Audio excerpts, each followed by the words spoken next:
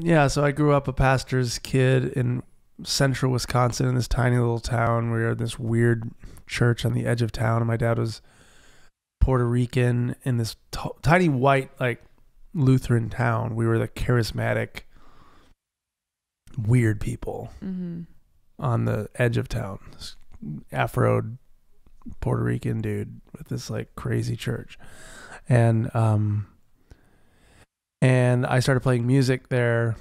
So I learned how to play music in church, these, like, revival services and long hours of improvising with the band, and went to college for music and ended up working for a church while I was going through college as their music leader.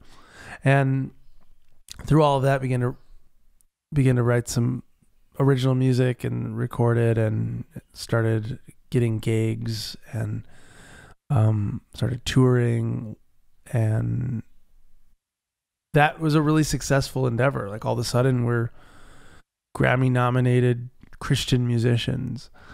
And during all of that, my worldview was kind of falling apart, because there's a whole bunch of reasons why that was. But at the end of the day, I couldn't hold on to my faith anymore that I had been handed, even though I was incentivized with every single realm of my life to do it. So it was a really slow, hard deconstruction of all that, because my claws were really deep in it, because it was my social world, it was my financial world, my marriage, my deepest relationships were all in that world and dependent on that world. For me to not believe in God was like the worst thing. I might as well be a rapist or something. Like, it was the worst to be an atheist. That means you're out. You're hard out.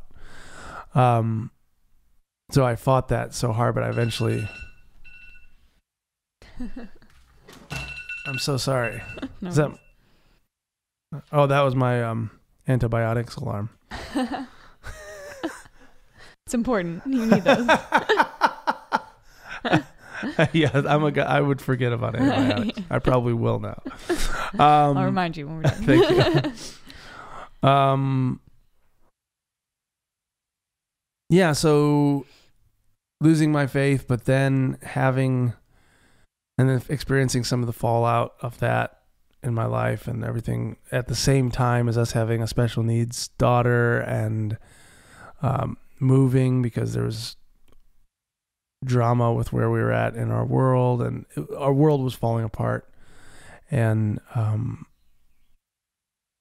the world battered me to a point where I just couldn't keep trying to hold it together, and kind of just, it reminds me of those that words of Jesus where he talks about, unless a grain of wheat, unless it falls to the ground and dies, it remains only a single seed. And I was this like separate guy trying to make the world into a world that I could be happy in and love, and craft a God that I could believe in and love. And I just kind of couldn't do it anymore. And there was like a sort of death. And in that, I discovered life, capital L, self, capital S, God, which was just this. And it wasn't an achievement. It wasn't something that the ego did or could take credit for. It was more that I saw through the illusion of the Michael Gungor story of all the things that I thought there was the I that was trying to make the world a certain way. And I kind of saw the mechanism that was doing that. And it couldn't actually be truly said to be me. And that sounds esoteric if you haven't seen that. Yeah. But I try to tell it in the way in the book that leads step by step to hopefully people will be able to see something about what I mean when I say that.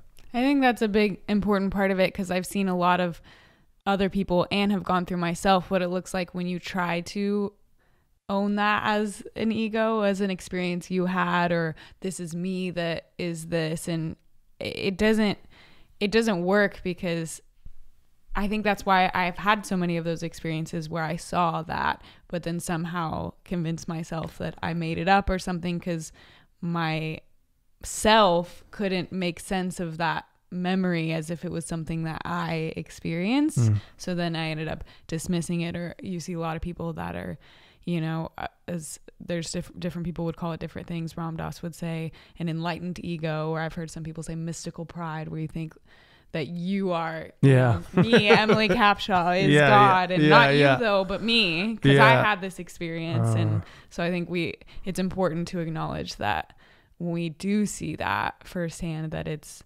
something outside of ourselves seems to be an important piece. So yeah, there's nothing that the ego would love more than to get the gold star of enlightenment. And because that's like super high up on the ladder. Like I see how it truly is, and I really am the special one. And that's what the ego's up to. It's like my favorite page in Be Here Now is the one where he talks about Sam Jones. You know what I'm talking about? Have you seen that?